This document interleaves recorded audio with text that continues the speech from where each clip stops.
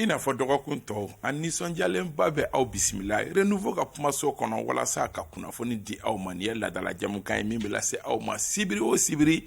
ale tɔgɔ ye ko 7 sur 7 ko nɛgɛ tigɛda ye fandan ye kuma jamana kunkankobaw dɔgɔkun kɔnɔ kuma o kuma kumaw bɛ fɔ nka u fɔcogo kuma la i bɛ taa sɔrɔ majɛw b'u la ka kunnafonidilaw wele ka na olu kana hakilina ninnu di k'u walawala ka ɲɛ 7 sur 7 ye o de i n'a fɔ dɔgɔkun tɔw bi tuguni an garijɛgɛ donna kunnafonidilaw na an ka babuw bɛna tali kɛ minnu ka olu filɛ nin ye nin dɔgɔkun in kɔnɔ an y'a ye k'a fɔ min ye faransi jamanakuntigi ale tun bɛ taama la farafinna jamana caman kɔnɔ minnu yɛrɛ y'a lase fo Guinée Bissau o kɔnɔna la a ye kuma dɔw fɔ jamana ma Mali jamana ma minnu ni jamana ɲɛmɔgɔw ko olu ye ka jibina ye jamana ɲɛmɔgɔw fana ye jaabi di an bɛna hakilina di o kan n'an bɔra yen nɔ Mali ani Côte d'Ivoire ni ɲɔgɔn cɛ a gɛlɛyalen don kosɛbɛ a gɛlɛyalen don ka se hakɛ dɔ la fo a ka kan kunnafonidilaw ka hakilinaw di a kan ani kunnafoni misɛnnin dɔw bɛ minnu kan ka da jama tulo kan kiiri bunakun fana kan an y'a ye k'a fɔ nin dɔgɔkun kelen kɔnɔna la min ye mandat d'arrêt o dara maa 4 kan mandat d'arrêt in yɛrɛ ko bɛ hukumu jumɛn kɔnɔ mun kan ka dɔn a la hali n'o y'a sɔrɔ dɔgɔkun tɛmɛnen an ye fitinin fɔ a la bi an bɛna don a bakurubaw kɔnɔna la an bolo dara maa minnu kan walasa ka baro kɛ sɔgɔmada in na Mahamadu Kan ka bɔ arajo tile la Mahamadu i ni ɲankuma Isami fo kosɛbɛ n tɔɲɔgɔn bɛɛ lajɛlen fo ka lamɛnbaga ni lajɛbaga bɛɛ lajɛlen fo ka régie mɔgɔw fo Isami dɔw kɛ ala ka jamana ala ka basigi amin Musa Sayo Kamara ni t'a siɲɛ fɔlɔ la to ka famaya ma Musa i ni ɲankuma a bɛ di sa somɔgɔw bɛ di basi la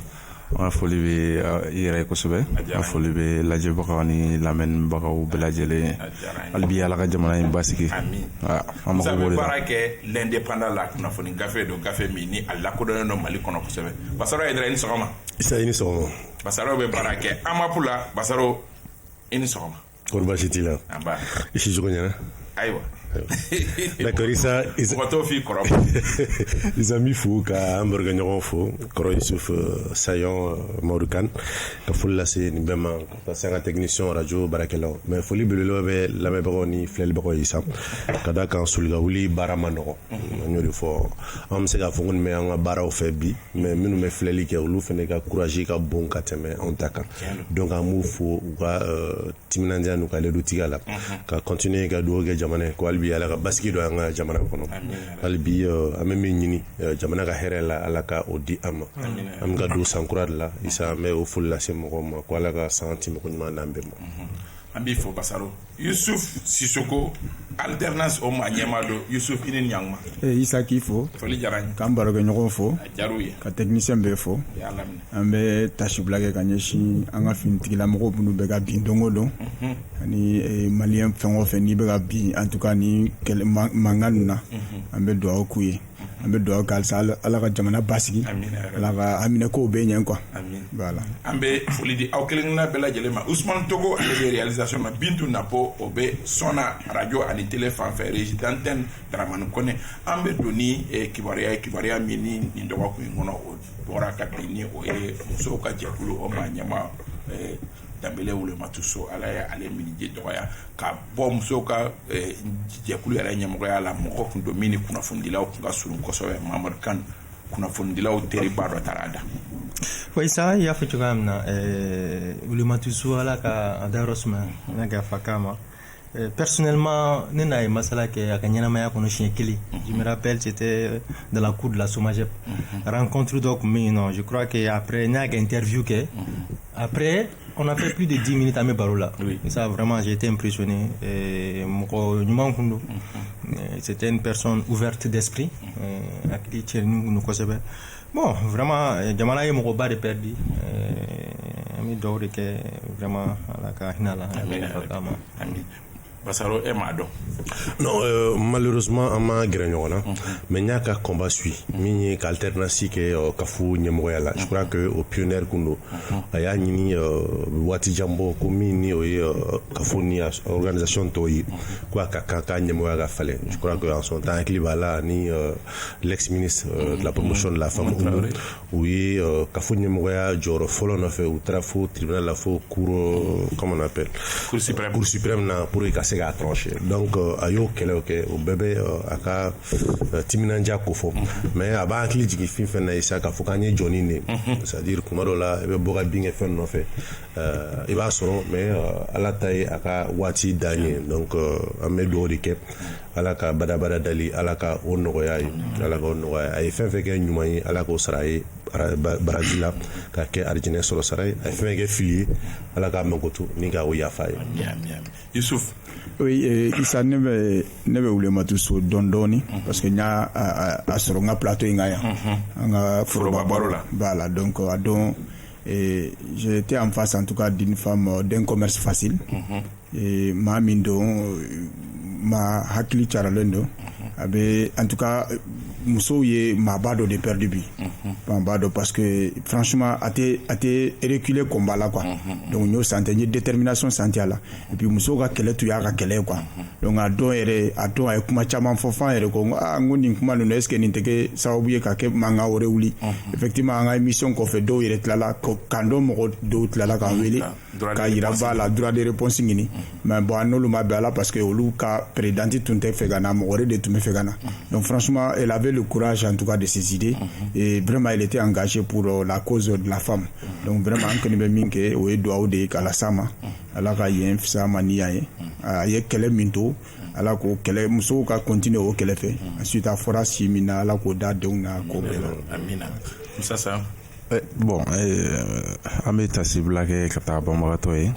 ni an ka furu tɔw bɛɛ lajɛlen personnellement relation particulière tun tɛ ne ni ani ɲɔgɔn cɛ mais n kɔni n'a ye ɲɔgɔn sɔrɔ rencontre ba caman kɛnɛ kan je crois que n y'a ka réaction ta activité caman na mais je retiens d'elle mɔgɔ min tun don ale a ma to Mali kɔnbasi kɔfɛ parce que généralement ni débat national bɛ sujet baw kan i b'a ye a bɛ sɔrɔ o kuma ninnu na misali la n'a fɔra ko force vive bɛ rencontrer jamana ɲɛmɔgɔ fɛ walima premier ministre walima gouvernement mɔgɔ wɛrɛw fɛ a tɛ to kɔ o la donc n y'a ye olu kɛlɛ ninnu bɔnna u kan a y'a hakilina di jamana dilancogo kan ko caman na mɔgɔ caman b'a wele debaw la donc o b'a yira k'a fɔ mɔgɔ min don a hakilinaw tun carilen don a hakilinaw tun jɛlen don u basigilen don u kɛnɛlen don fɛnw ye fɛnɛ minnu tun bɛ jamana dɛmɛ a ka tagali la ɲɛ donc Mali bɛ musoba dɔ perdu nin waati in na hali bi an bɛ dugawu kɛ ala ka ye musaya ma ni y'a ye. Mina yɛrɛ vraiment tu yɛrɛ fana à la différence des autres ne n'a kun kɛlɛlen don ɲɔgɔn na kosɛbɛ a bɛ message ci ma a bɛ n ka émission suit a bɛ hakilinaw di yan an bɛ ɲɔgɔn sɔrɔ ko wɛrɛw la c'est ne masuna mɔgɔ kun don kosɛbɛ an bɛ dugawu don a ye ala ka lahara sɔn suma ye groupe renouveau yɛrɛ kabi wagati min anw bɛ Banankabugu la kabi baara daminɛ wa fɔlɔ minnu n'an sera personnalité fɔlɔ minnu n'an sera k'an bolo da olu kan ko k'an ka invité u ye kabi télé daminɛ walima radio yɛrɛ daminɛ olu ma tun bɛ o mɔgɔw fɛ an bɛ tasi bila kɛrɛnkɛrɛnnen kɛ ka ɲɛsin a ma ala ka lahara sɔn suma ye a ma nɔgɔn ka bɔ saya ko kuma kɔnɔ ka don jamana sujet baw kɔnɔ nka wajibi de don ka sɔrɔ ka an sigi kun ye o ye dɔgɔkun in kɔnɔ dɔgɔkun tɛmɛnen kɛrɛnkɛrɛnnenya la min ye Faransi jamana ɲɛmaa ale tun bɛ Guinée Bissau kaw fɛ yen nɔ a ye kuma dɔw fɔ kuma minnu ni olu ma bɛn an ka jamana ɲɛmaaw ma u ye makɔlɔli kɛ fɔ nin dɔgɔkun daminɛ la u y'u ka jaabi di Mamadu Kane d'abord an k'a daminɛ Emmanuel Macron ka kumaw la kuma gasimayɔrɔ ye jumɛn Issa ɲininkali diyara an ye sɔni n ka ɲininkali jaabi an bɛ a ka visite place a contexte kɔnɔ a nana farafinna Cameroun a y'a daminɛ yen a taara Benin a y'a laban Guinée Bissau Issa ne ye Macron ka discours n y'a lamɛn ka segin k'a lamɛn Issa ye kuma caman fɔ moi mon appréciation Issa c'est que ni Macron bɛ ka kuma anw kan Issa i b'a fɔ k'i bɛ ka kuma i ka maradenw kan i b'a fɔ ko wɛrɛ dɔ de b'i bolo e yɛrɛ hakili sigilen tɛ u ka baloko la i hakili sigilen to ka lakanako la i hakili sigilen to ka ɲɛta la Issa k'a fɔ Macron nous sommes plus de sujets c'est-à-dire que ko yɛlɛmana Issa parce que ne ye discours lamɛn ko an ka politique ko an ka sécurité ko Faransi bɛna jɔ a jɔyɔrɔ la formation ko terrorisme bɛ Sahel kɔnɔna la ko CEDEAO jamana ɲɛmɔgɔw a kuma sera k'u ka responsabilité ta c'est un discours paternaliste Issa an bɛ niveau min na i ko bi bi in na France Kangi Madaïsa. Depuis 2013, avec quels résultats?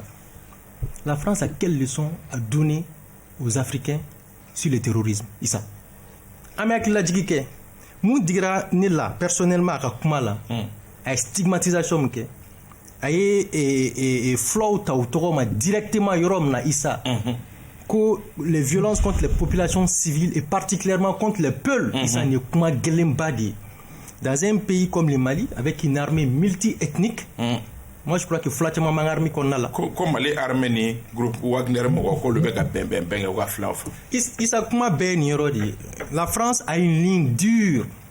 ligne clé. Il veut France qui gêne, il nous veut fait. Il était France qui gêne, habite que le faut attacher à Dana, ma belle Nissa. Oumaro Mbalo Sissoko a été le seul chef d'État africain, Bandao. Président de la transition, Assimi Goïta, vice-président, CICB, le seul chef d'État africain, il a soutenu le coup d'État. Aujourd'hui, allez force anti-putsch, pourquoi? Parce qu'il y a Macron, guerre. Donc, les rapports de force ont changé.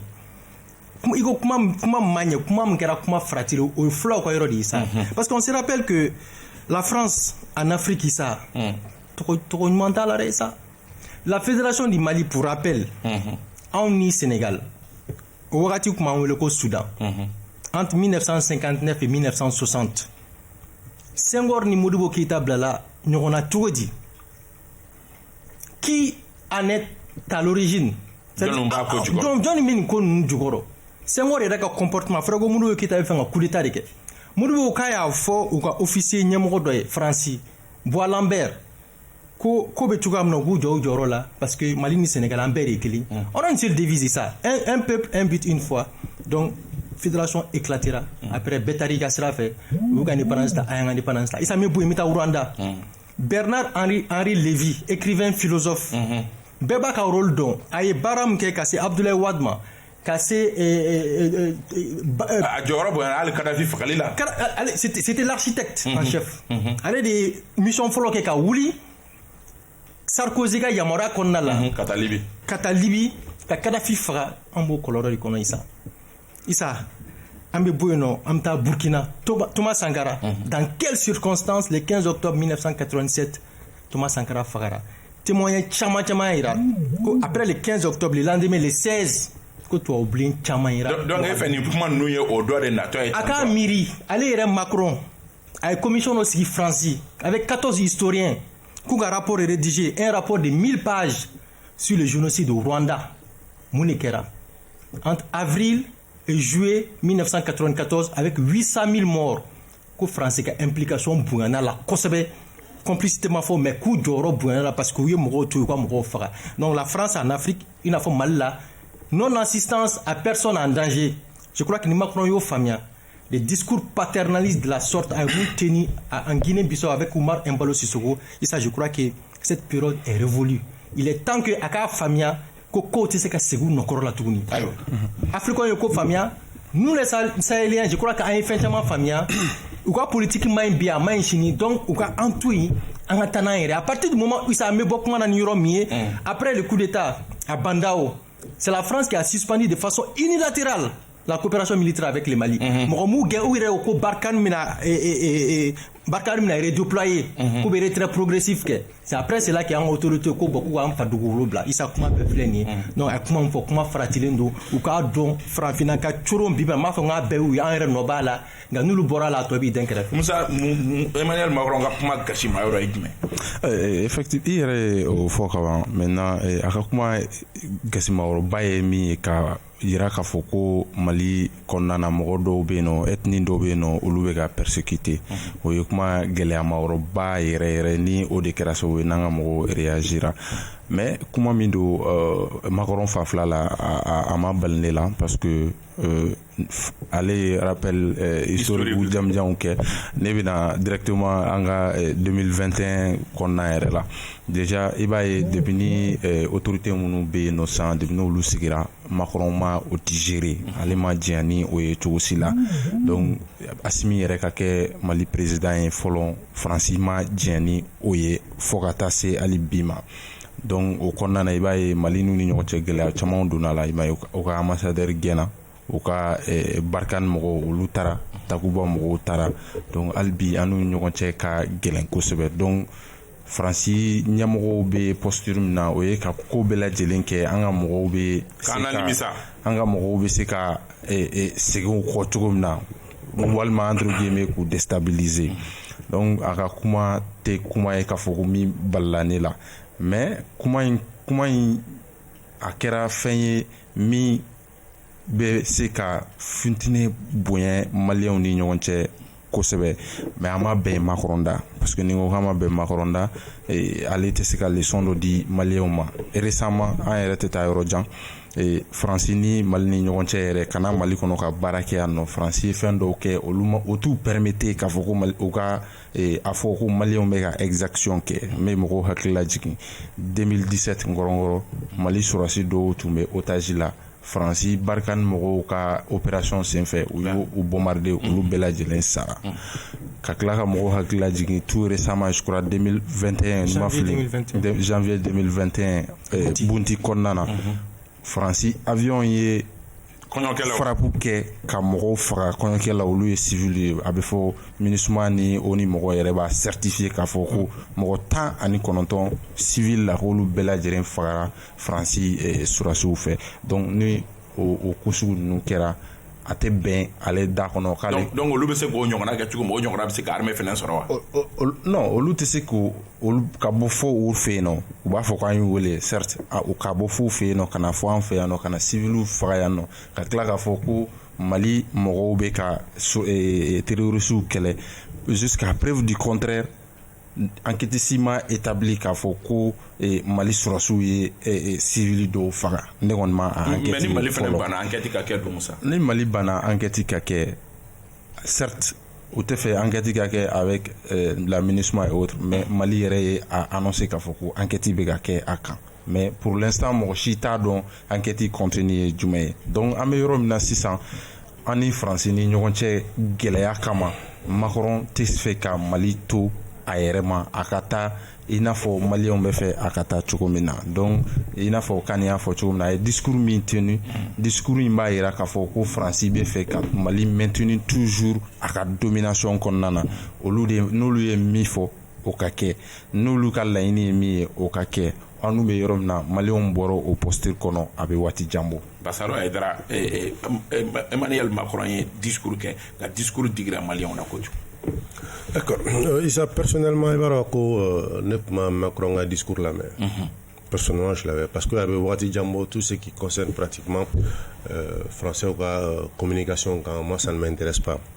C'est Mali qui a communiqué de quoi j'ai cherché le discours unique à la main. C'est un discours de 17 pages. En fait, point de précis, de 17 pages et de 17 minutes 30 quelques secondes. Et je crois que la question posera par un journaliste de l'AFP par rapport à la sanction, aux sanctions même Mali, aux sanctions Bina. Maintenant, comment la CEDEAO au compte transition ton géré avec l'État malien. Je crois qu'au point de CFR anti-Poujou, comment nous fera force anti-Poujou, comment on fera Guinée, comment on appelle Guinée 24 mois, Burkina, comment on baisse sur la ODSCFM. Et à la suite de ça, Macron a pris la parole à Machamafou. Je crois que comment il est là, à quoi Mimbe Mokotoro, oui, flocalisation, quoi, parce que jamana chité son il a indexé qu'a foko il a chia do la cari qu'elle a dans ses faits, même si nous savons tous que qu'elle est fouille qui est propre au fait. Il n'y a pas de guerre propre au monde. Qu'elle est belle, il va se regarder modo sur le menu c'était qu'elle est là. Au bé bien femme victime collatéraux au bé femme fait tirer sur le road là, peut-être que il posture ni fait aussi fait avec tendance de créer. D'ailleurs quand on regarde même les gens quand ils communiquent avec langage de boulot et forcément au bé ça porte à stigmatisation. C'est regrettable mais ça porte à stigmatisation. Issa Mengela Gorola au coffre à Juma Fenefo, il a dit que il est temps que Siraoka anga jamana de même mimato kureta mesega ban. Il faut que jamana nyemoro sigili il a dit ça, il faut que la légitimité des pouvoirs en place revienne à la population. Donc, je crois qu'à un discours là, Malik a communiqué là, porte-parole insisté pour dire que Mali on va où il avait mis fait. Je crois que c'était pratiquement en réponse à ce point qui avait été au point souligné par Macron en disant qu'il faudra que au cas, comment on appelle, Beka Sigui comment on appelle, légitimité pour pouvoir regarder ces populations. Et ça, ce n'est pas banal côté. Moi, je l'avais toujours dit ici. C'est un gars, les réfugiés Guéni. Attends, qu'on fini phrase qui vient qu'ils vont arrêter de parler du Mali. Et d'ailleurs, Moura a fait là, Asrof tient pratiquement, mais ils en ont fait la chou gras. En fait, où il y a ils vont continuer à faire. C'est pareil pour la France. C'est-à-dire, il manque la France. Si tu es en Afrique, on a bien quelques points de presse là où on parle de la CEDEAO de l'Afrique, comme Mali, point, mais écoute, ou d'Adouala. Donc, je crois qu'il faut souvent se mettre à la hauteur. On y beau faire d'aller là. Donc je pense qu'à un certain moment le plus important pour un État c'est de pouvoir travailler pour le développement. C'est la vérité finira toujours par triompher, c'est-à-dire tiens isa ma fo ko kono dimite nyedi mindu a bargara chogo dona la bena ye beba do minkera o be walia maintenant ka fo kuma be tu dois ibena kuma duma tuguni quoi pour toujours répondre tu vas donner de la moudre comme on appelle des grands moudres ibena kuma da duma la plainte va continuer toujours ka spéculer en kuma nuka de mon point de vue c'est grave ce que la France a dit mais mba fo isa France était en dabla ou ba daba kama irede ka kuma fo je dongodo mi me autorité nous discrédité c'est même Mangoya Malité Mangoya parce que Beba de Francis c'est aujourd'hui que l'autorité aujourd'hui ni mana comme le sondage populaire jatimina mais nous mettons surtout sur la scène nous sondage populaire là-bas ko kadi mogoy to kalama maintenant je barod mesa c'est dit aux yeux de la communauté c'est dit mo woro nyena kanga finitik la kanu kam Mangoya la c'est uma pour que une transition bana fin d'obé ou qu'on a c'est qu'à paix nous il la fière de ça ou qu'on a c'est je crois que le jeu est seulement ça pas la transition mais après transition Isa il y a une en fait j'ai comme l'impression que Noro Mamadou Kanani dernier camarade ou bien bi français Emmanuel Macron a jande kono quoi et en fait ngakili bala Emmanuel Macron ya fo wakati minani Mali ko 5 ans CEDEAO ko kube nous sanctionner ay discours do sen fa ko kabe président Ghana le président en exercice de la CEDEAO kabo vele pour que Mali sanctionner ça dit que ay kuma min fo aka jugun mais avec kuma woro fo min ka juguni ni c'est au Mali de se mettre Bassaro ya fo de se mettre au-dessus de ça parce que à force de répondre à Macron atina femba ka kola okele. Bon, imaginez bien tout un plateau pour parler même du processus de transition. Mais imaginez actualité et 6 ans pour répondre pour Kenya Chinema. Donc vous là c'est de la tragicomédie au sommet de l'État. J'ai dit ça pourquoi parce que communiquer chamaï c'est vrai avec moi c'est très grave. Ni go flau beka fara ou bien ni beka ke. Mais bi famille du Mambé flatte romina. Famille du Mambé Mali la bi flatte romina. Donc jadisi do ye fly olu be gafara mais fly petit jadisi donc on connaît ça c'est clair mais les propos sont tellement graves les propos sont graves parce que en fait ni mo kella isigi ni fembe abi mangutunchi abe fembe ke ni ba fanga mais il a laissé passer est-ce qu'il a laissé passer imagine ya faut mamina BT radio la mais BT télé radio BT internet la radio mais gouvernement a communiqué be bora kala mamena ka fa propos monotenu. Donc réaction mais c'est ça dit que au-delà de nyafu yanganga nyeshi ko sebe moi maintenant parce que imaginez bien en retard là par rapport au chronogramme et je tunganga depuis le 28 et je m'assis donc ça veut dire qu'on va à une autre prolongation de la transition. Donc franchement il est temps en abonné parce que Macron n'a pas codable donc réaction c'était pas la peine ce n'était pas la peine ça dit pas faut matin réaction finalement ali communiquer n'ama be fort Maliens tena kala trois là parce que à force de faire beaucoup de communiquer les gens ne vont vraiment pas accorder de l'importance à leur communiquer donc be fait gamin faudra en autorité en gagner barama bi Maliens be dikunde kono Maliens BDB de Ngonobi et Beba donc a situation économique de Tchoumi Jamana. Donc au lieu qu'en gagner seulement une solution sur là chaque famille a communiqué pour répondre à X pour arrêter X pour arrêter Y vraiment il est temps en autorité au Gabon sinon ma vous Macron même ce n'est pas grave c'est très grave il même fera du coup mais n'est akila ko re bandala minga gelenoé en gagner seulement en vraiment en kodo dabla quoi Mamadou c'était pas la peine Macron Diaby et ça je crois que il est important de préciser certaines choses à Youssouf. Saddam Hussein, qu'est-ce qu'il a été dit en Irak? Bombe atomique Bablo. À quoi Madame Netanyahou? Kadhafi, qu'est-ce qu'il a été dit? Kabega civil population civile fera. Au Libye. Après Amal là-bas, Moumuga fo Malla ko exaction mi ka ta ka ɲɛsi siya dɔ ma isa kuma lamɛn kɛ siya dɔ ma Libye l'ONU a voté une résolution Youssouf pour mobiliser l'OTAN kata Kadhafi faga ka Libye bombarder ka Libye que tomber bibina Saddam Hussein a été tué un matin de Tabaski ka kantiga ka ba mais bon ma yali chini rapport béala ko galon kundo donc comment me ka Youssouf ka fier on est dans les mensonges purs et durs et je crois que cette réaction Issa elle est la bienvenue ni ni to ya ka teme avec Diemanyana Youssouf avec Diemanyana ko réalité de dos. Donc moi je crois que je dis pas que tous les communiqués sont essentiels mais pour cette fois-ci ka foko flow de biga faradien dongoro Mali armée fait ni gouvernement kuma boko communiquer que Issa en hu jalaki parce que anya yé dans la marche du monde en tout cas tout récemment ni jalaki li fait tara ni ay makora ni fo Issa nyugu de be nyaga wuli il y a Anguille sous roche. Pourquoi il dit ça? Peut-être qu'il veut préparer l'OTAN,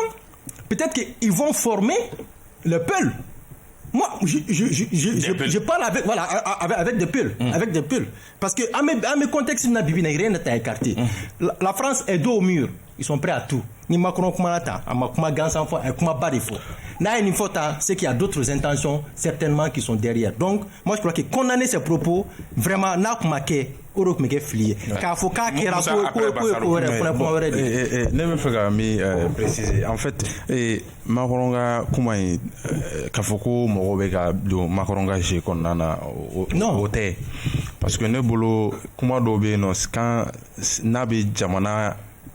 intérêt concerné l'unité du nabe Mali cohésion touché nabe Mali unité touché ni date au camp amana bolu kololom na ere de onyini parce que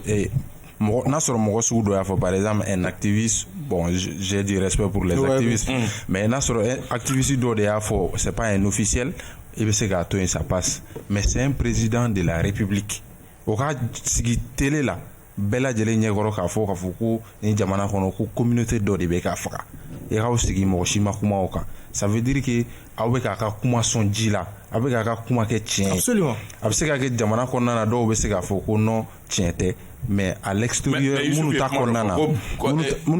na chama kuma information mais non ali mo gouvernement ka communiquer de ampleur ali mo chama information mais ote Mali balika réagit à quand Mali konna na se ka do ma mais à l'international mo ko be Makoronga kuma la mais ou bien jamana woro président ta aka kuma la mais est-ce que président me kuma du même fo ka fo ko mo ko ba fo ko ote tien absika fo mo ko ba ko tiente mais mo ko be dala ou bien voilà donc ni kuma su nunu mana fo ne bolo c'est normal Mali nyamo ka boka réagit à quand je vous rappelle Mali konna na par exemple Oumar Mariko ale a kuma do fo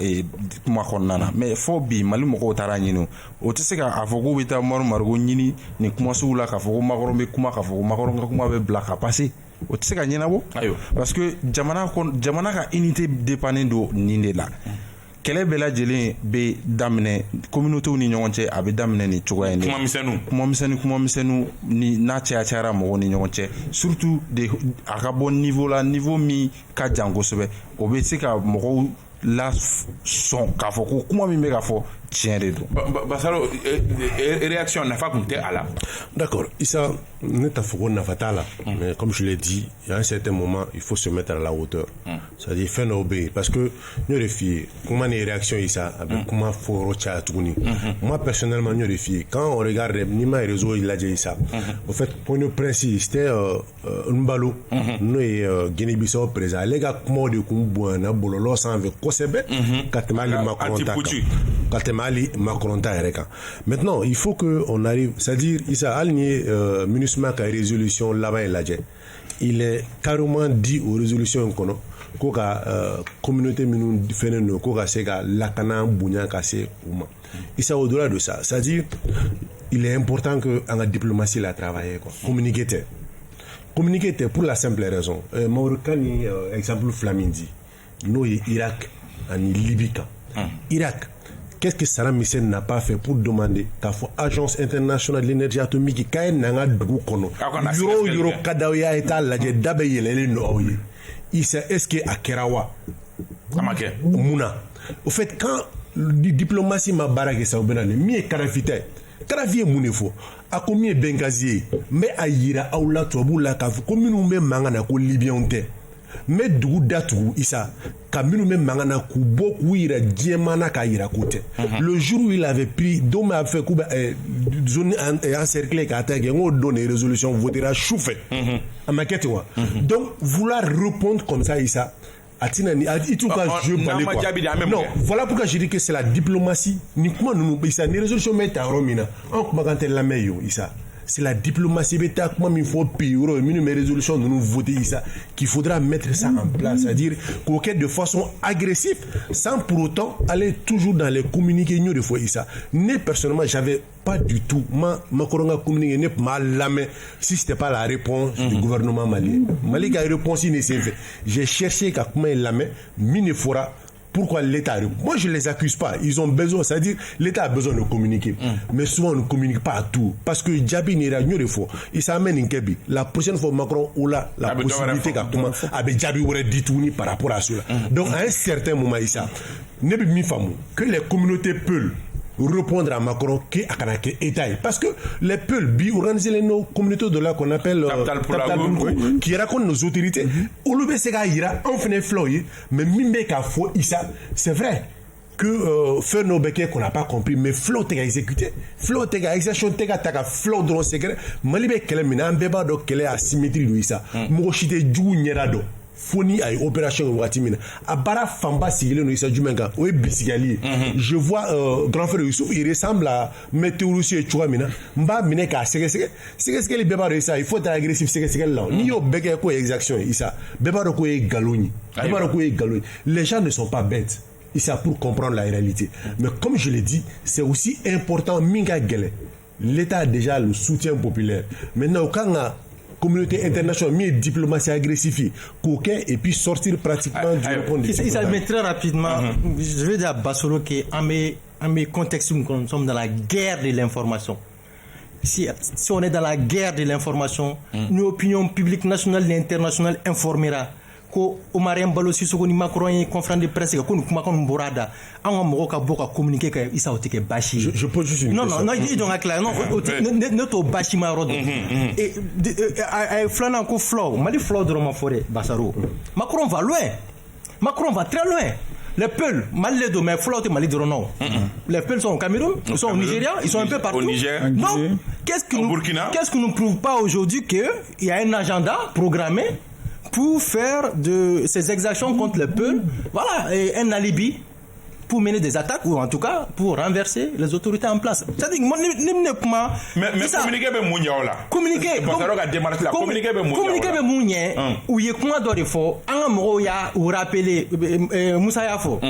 An ya rappelle quand un jamana na sugu mi un mo na sugu muni ame so mouma anti so mouma. Moi je crois que ça c'est extrêmement important. Nous fera dans le cadre de la guerre de l'information, Issa Nebolo au Tebashi. On est dans, comme je l'ai dit, moi je ne dis pas que le communiqué n'a fatala, je n'ai pas dit ça. Mais sauf que nous, on doit travailler sur la diplomatie. Issa Bi, Makoranga Kuma, Anga Nyemo Kuma. Malon dans le journal pardon, mais sur la scène internationale, vous pensez qu'un pays comme l'Allemagne, les États-Unis, voilà tout le problème. Voilà pourquoi la diplomatie de Bla Issa en action et en activité. Mais c'est pour diplomatie de Allemand on l'a convaincu. Est-ce que cela ne part pas d'un communiqué d'abord? Non, Issa Kaira, comme Mimeka faux, pas des preuves palpables. Issa, le Mali aujourd'hui, en ambassade de Befambef, et ces ambassades ont l'accès aujourd'hui, Issa, à toutes les représentations internationales. Vous savez que gouvernement, le Premier ministre, le président fait ça. Il fait, c'est vrai, la guerre diplomatique, la guerre de l'information, mais au-delà de ça, nous défions Issa. En gang de diplomatie, c'est ce qui a manqué aujourd'hui. On est dans le communiqué parce que la diplomatie malienne n'est pas aussi active que cela. Il faut aller au-delà de ça. Il faut aller au-delà de la Russie et de la Chine. Parce que les résolutions, ils ont voté. Nous défions. Domi, Libye attaqué. La Chine et la Russie se sont abstenus. Donc, c'est des questions d'intérêt. Oluka Kunna. Donc ne compte pas que sur ces deux pays. Il y a d'autres pays ça, qui sont membres du Conseil de sécurité, qu'il faudra démarcher, qu'il faudra aller kata prévu Yirula, Kafuku Mime Kafo Flauma, Tiente. On a vu ça. Pardon, on a vu rébellion Waratila. Rébellion Waratila Malla. John Neye et Beretta, comme on appelle, Yala Beretta, pour aller montrer que Mimeka ke courant fait, ko Galonou. C'était les nordistes d'abord. Les Folomatadjiens Fambewa. Ils ont été reçus, comme on appelle, Assemblée Okono. Ils ont été reçus par le gouvernement. Et Mingouma Niafé, qui est le député aujourd'hui, Fabien Sente, là, comment j'ai un peu oublié son nom. Non, la dame. Achatou. Ils ont fait tous les plateaux des Occidentaux. C'est pourquoi je dis, c'est au peuple d'abord, il s'agit de prendre la responsabilité, de montrer que Mi Fouramakoro fait Galondo. C'est pas le gouvernement qui Isa, franchement, même Fondoro Mamadi. Ma faut que communiquer ko macroéconomiquement faut que kuma jugubade do mais basaro min fo nyaay activiste pel do borad au lieu ko le flawi kaira clairement ko flaw te ka fa ko en tout cas ce n'est pas une guerre contre les peuples ko do djihadiste do be le peuple mais djihadiste bete peuple bete djihadiste donc moi je crois que au bara de kanga ke ça dit anga jamana nyo de fo ntiki na ka fo communiquer pour reléguer au second plan nos priorités. En priorité, vous devez préoccuper parce que Macron est à table. Finalement, ça va être un jeu de ping-pong. Macron est à Ebi, mouvement européen, nous, Humanura Tchouchi, au lieu de documents, au lieu de 300 civils ont été tués, Mourataina, Agnol Sebene. Mais en beau bétouin, à me baradeke. Naï barake, Paul Kagame, examine Taominga. Paul Kagame parle très peu. Il parle très peu, mais il est efficace à barade là-haut. Ni barake Djagwa, il respect imposé, les gars. Mais en tout cas, barake, communiquer, paternaliste, colonialiste, etc. Pour moi, on a un boulot qu'on a maintenant, on a une priorité. Priorité du maïs, Sougaro de Daguilara, tout le Tessegasa, Ninde Tessegake, circulation bita, vous avez des priorités. Élection calafili de gang à la bain. Mais au lieu qu'on a gagné seulement, on met à couvrir de dongo de communiquer pour que Jamana Dong a clé détourné, essentiel là, qui n'y est pas. L'actualité est dominée maintenant par les propos de Macron. Macron nous a propos. Honnêtement, Bassoro et Youssouf aujourd'hui, vous avez vos points de vue, mais je ne les partage pas du tout. Honnêtement, on allait prolonger le débat. Ça s'appelle la démocratie. Comme je l'ai dit, c'est un mifora. J'ai dit, Flaude Djoro Kabou, Flamumbe, monopolise la parole. Flamme un doubo qui savent que ce n'est pas contre les peuples. Exactement, ce n'est pas contre les peuples. Au devant de cette là, ça donne beaucoup de crédibilité ici gouvernement a action et je pense que c'est aussi important avec toi. Je lance un appel à Tabdal Poulakou au Luka Devanta. Bon, ils vont dans les ambassades chanceler. C'est une bonne idée que Sekouboli nous n'avons au Loubebo au Barala. Je les encourage au Luka ira clairement que exaction te ka flaw sɔrɔ an ka taa ɲɛ débat kɔnɔna la Mali Côte d'Ivoire o fana ni kɛlen don gɛlɛyaba ye gɛlɛya min n'a kuma ka ca kosɛbɛ ka sababu kɛ wagati laban na an hakililajigin de don Côte d'Ivoirekaw ka kɛlɛcɛ 49 ɲɔgɔnna o minɛna anw fɛ yen nɔ o ye ɲuguɲugu ni ɲagaɲaga wuli nka a ko selen don hakɛ la fo Côte d'Ivoirekaw yɛrɛ donna ni kuranko kumaw ani ko an ka artiste minnu n'olu bɛ taa ɲɛnajɛ la yen nɔ ko k'olu bɛɛ lajɛlen boycotté Basaro nin ko bɛ taa fo min bon ça je l'ai né à fois maintenant à Tita Hiroshi. Non. Avec Galère. Non, il s'est Tika Galère. En fait, Modamoro Gakma, moi la méga Kalatro là. Mais Côte d'Ivoire télé la jalem ba au plateau yé. J'ai vu 4 journalistes ou bébé ka tir groupé de ka anka. Et ça wajiba parce que moi marale mais en boulot. Ni on tape me Côte d'Ivoire bi qu'on avait au moins 30 soldats bi ko lumine me Côte d'Ivoire boulot. Tu penses qu'il y a un plateau nga dongo antiquement à Côte d'Ivoire la jaba kuma kono wa. donc wajibi mais atina thème en tout cas peut-être thème au cas. Ça c'est ce qu'il faut vraiment le dire. Maintenant j'ai vu que Ivoirien Nobegata, c'est-à-dire il y a HCR Nifo Mega mais isa madame et ça le concerne à des Mali donc concerné. Avec sous-région be concerné parce que Alassane a fait un communiqué ko kɛlɛ min kɛra u fɛ yen mɔgɔ minnu bɔra k'u ka segin u ka jamana ka kɔsa ça n'a rien à voir avec la crise et Mali dɔrɔn tɛ i bɛ se ka vérifier moi j'ai vérifié jamana wɛrɛw b'a la qui aussi on demande u ka ressortissants minnu b'o dugu la o kana dɔw sɔnna ka na dɔw y'u ban parce que u ye activité wɛrɛw développé o dugu kɔnɔ o sigili waatiw kɔnɔ isa qui fait que u ka activité va prospérer min ye comme an ka artistes ta fan isa an ka artistes tɛ taa pratiquement ivoiriens kama en général. Parce que en forte colonie ne sigle mais Côte d'Ivoire on a plus de 4 à 3 millions de Maliens nous sigle be ulu moko be kuma de l'enfant des artistes là pour c'est-à-dire se reconnaître où c'est que ça y Mali ressources où il est là donc au concert nous mec il s'abou le follow exactement on les jamaka on le follow impliqué le le follow feneno maintenant au-delà de ça il m'a ali Côte d'Ivoire conseil de sécurité mingra la dernière fois comment gelen faut ita kono pratiquement ultimatum d'Amade. C'est ça. Ma gueule ultimatum ko bana. Ne connais min kala. Ultimatum ko fouita connaît ça. Ma gueule fouita connaît. On a juste demandé Issa ka communication to barka boya, c'est-à-dire que négociation barka boya pour que mon messe ka labla que état ivoirien mais baraka minye ka sura sous la kunafonia par rapport aux informations. Minu minena ko somo ko lo rassurer ko deme ni tant que wa mobe ka ira ko mi ka lasigide mbea. Ko sera ka ou quelqu'un qui chaminu minena ku sera ku ye et ils ont le moral au beau fixe comment famba bebe talgo de quand ça au-delà de ça je crois que c'est vrai ils sont glorifiés ni on t'a recommandé on allait en parler on me comment gelon faux mais à titre journalistiquement parce que en bas les deux pays aujourd'hui savent que ils ont intérêt lié no ambela mi kurango ta fin ça pour moi c'est pas un sujet batté quoi parce que quel est le Sénat? Il faut voir en Ukraine. Ukraine ni Russie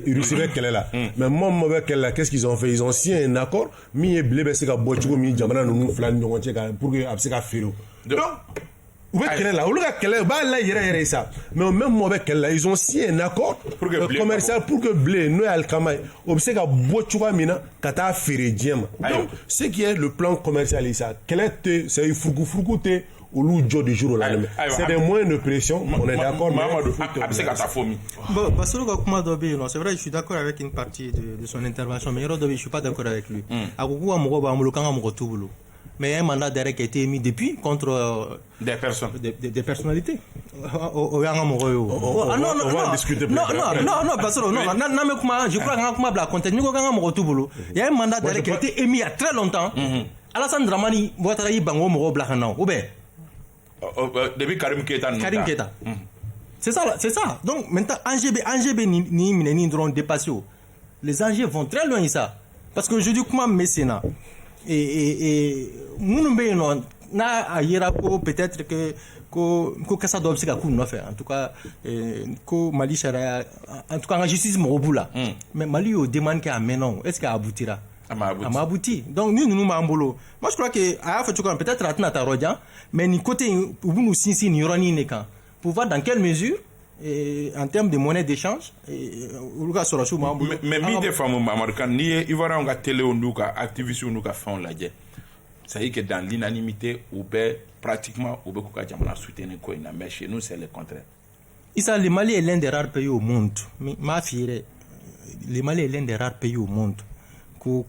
ani mo robe blagnona ibi Mali don yere ka wuli ka Mali kele est-ce que hakilna faute c'est famille ça dit que ni jamana en tout cas toutes les grandes puissances au monde ça ne mounier en tout cas ni jamana mounier dinya kono o nyoko mineri face aux agressions extérieures o nyoko mineri mais Mali l'antenne cadre il y a beaucoup d'exemples iba ni jamana bi ga agresser jamana kono don yere wuli kulu mo soutenir o Mali di au Mali de ça ils vont nous quoi jamana soutenir normalement ar galonga ba soutenir parce que ou fa dugolo do maintenant anga mo soutenir galonga maintenant on a besoin de ko en détail qu'on a là la convention signée en 2018 entre SAS et les aéroports du Mali et ni surasu na ka aéroport communiqué ka boka bi ultimatum lancé. Je crois qu'ils ont été clairs. Hôtel uniforme accueil ni hébergement compté et convention qu'on a là nous signé en 2018 au wakati donc me fanga là Ibrahim Boubacar Keïta et mo chama to ko ka faire histoire na bibina. Je crois que aurait affaire compliquée parce que ils sont venus dans un cadre réglementaire non. C'est pour cette raison d'ailleurs il faut mercenaire ou moi je crois que mais ce qui est sûr il y a d'autres enjeux. Nous me fait une connasse là, nous c'est qu'à tout, affaire c'est qu'à tirer le don. Moussa, oui, voilà. Et Koro, je pense qu'il y a tout quoi tango jatemne, parce que. Oui, parce que je crois qu'il y a un peu moins nous verra comment ça recouvre. Voilà, donc ça m'amène parce que si je dois juste deux mots là-dessus et nous. Koro ga mi fo ani ale ga mi fo effectivement ne ma son ou ga hakline je partage pas ça point do la ale ko diplomatie ne bolo ni ka espèce là je ne vois pas intérêt ka foko Mali ba ka diplomatie ou li ka ta jamana bela jelena kelengele ga nya fo yena quoi je vois pas ça communiquer kelembiso ko gérer ina fo ya get comme et puis moi moyen non ça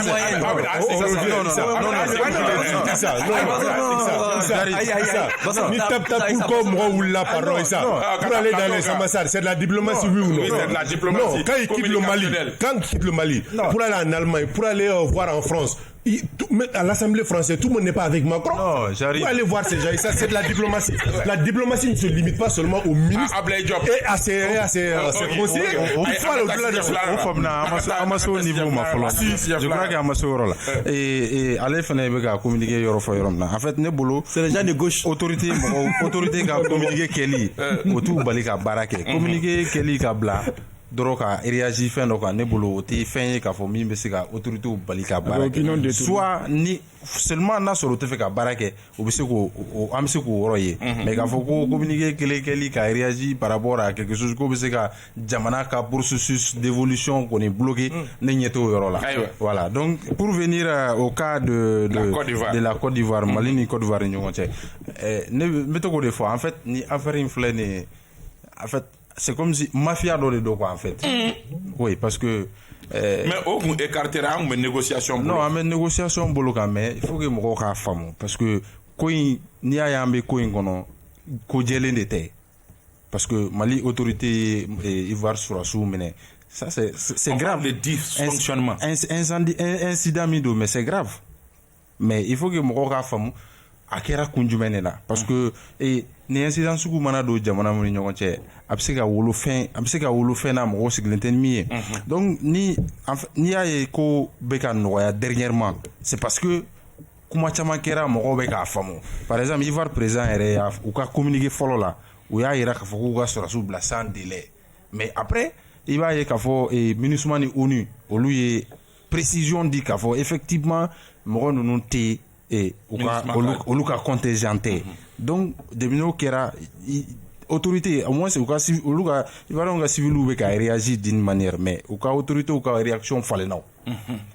ni ou ka communiquer là-bas jatemne aya fa ka kuma konnana kuma gelema chita konnana parce que au moins au cas sans délai mi référé fait je crois que au black refait en attendant parce que ou ka discussion privilégiée ni wakatina mais al ni source officielle te ay a fora ka foko round follow kera et que Mali proposition mun na ya fa délibéré ala ani anga mo mun mandat d'arrêt do na mun kama ko ivarien ko petu ko lu daté do mal non ivarien c'est leur droit enfin c'est notre droit aussi de demander des contreparties parce que ni affaire indiatem c'est comme si Mali et pouvoir de kacha Malika à côté la kosobe parce que ni mo mine infraction na atigini molado anisrando ni ko ni fana be fe ko lu bla ibi fe nyini il a fait aller quoi donc Mali be yorom na 600 et en bonne position on est en position de force dans les négociations ni te qu'on est en position de force ça c'est parce que on y a réconforté en position na ka focus sur asi nous té ou luka contingent ça nous donne de la force maintenant et position dont nous na ka foko Ivar besika courant tege ana tout ça c'est possible chantage abesika ke mais ne bolo fait munundo an tɛ se fɔ o yɔrɔ ninnu ma ala k'an kisi parce que Côte d'Ivoire fɛnɛ bɛ courant di an ma circuit dɔ de fɛ système dɔ de don fisabililayi tɛ dɛ en fait a circuit c'est le circuit de l'UEMOA je crois donc UEMOA kɔnɔna na pays bɛ courant di ɲɔgɔn ma Ivoire bɛ courant di anw ma UEMOA ka cadre kɔnɔna na o bɛ courant bɛ di Guinée fɛnɛ bɛ courant di dɔw ma o kɔnɔna na Ivoire bɛ courant di jamana wɛrɛw fɛnɛ ma Moussa attention Alassane est influent oui il est capable de tout je sais il est influent mais courant ko fanfɛla la a bɛ se ka kɛ o bɛ se ka courant tigɛ parce que u t'a dɔn mais maintenant c'est à nos autorités ka u ka disposition ta o yɔrɔ la ne y'a sɔrɔ u bɛ se ka fɛn kɛ ni courant tigɛra an ka mɔgɔw bɛ se ka courant sɔrɔ cogo min n'u bɛ se k'o kɛ u k'o kɛ Issa transition dɛmɛbagaba dɔ ye Maître Konare Maître Konare y'a fɔ plateau dɔ kan k'ale hakili la ko 49 soldats min b'an bolo hali n'a sɔrɔ an ka tɔgɔ bɛ f'u ma mercenaires dɔ fɛn ani Côte d'Ivoire ka surun cogo min an ka intérêt lielen don cogo min k'u k'u bila pour que an ka se ani Côte d'Ivoire cɛ an ka bɛn ka n'a ni ɲɔgɔn cɛ c'est à dire que en fait ne bɛ o yɔrɔ de la an tɛ transition contre la o mais n'i y'a jateminɛ an y'a fɔ nin plateau kelen kan an tun bɛ se ka embargo éviter mais Maître Konare avocat de est-ce que Maître Konare ka o kuma tɛ se ka kɛ positionnement ye pour être défenseur je ne sais pas mais des mercenaires de la Côte d'Ivoire o fana bɛ yen nɔ parce que Maître Konare fana ta plateau en fonction de ses intérêts oui ça n'engage que lui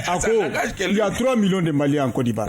o y'a le ka chiffre mais d'aucuns disent qu'il y a plus de 4 ou 5 millions de Maliens olu bɛ Côte d'Ivoire est-ce que an bɛna à cause de 49 personnes ou bien à cause de 3 personnes qui sont en Côte d'Ivoire n'olu kan ka extrader ni Ivoiriens banna an bɛ se k'o 3 millions bɛɛ ka vie bila en danger a kelen filanan bi n'i y'a jateminɛ a y'a fɔ ko Alassane est influent